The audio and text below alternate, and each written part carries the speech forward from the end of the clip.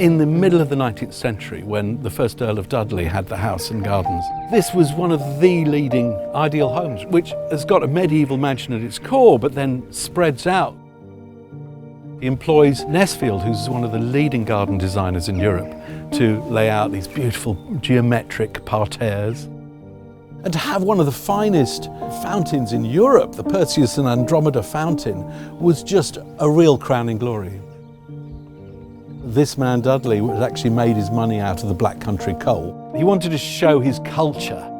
They took scenes from classical mythology, where Perseus is coming past on Pegasus and rescues Andromeda, who's been chained up as a sacrifice to a sea monster.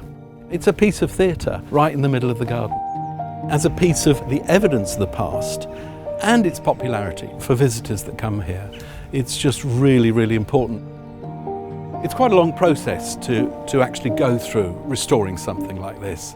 The fountain is constantly under the attack from the weather, from the fountain being on and off.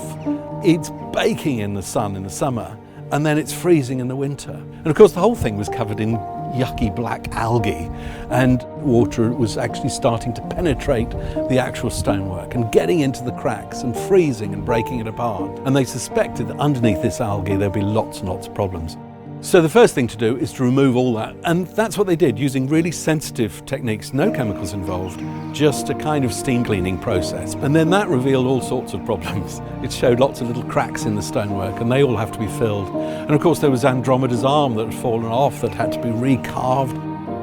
Restoring the hand is a real challenge, because the fingers had fallen off, so they had to research what those would have looked like, and they had to look at contemporary art and how it would have been represented, and then use the original techniques on matching Portland stone so that it was exactly right, and gradually work on the whole thing.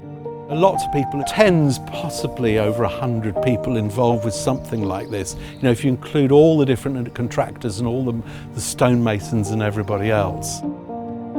It's so important that we get the support of members. It's also about getting our members to come and enjoy these sites. And not just the history, but to take a look at some of the conservation work that's going on. Because as you look around, you can see the repairs and all the sort of things that members' money is going on these really important sites.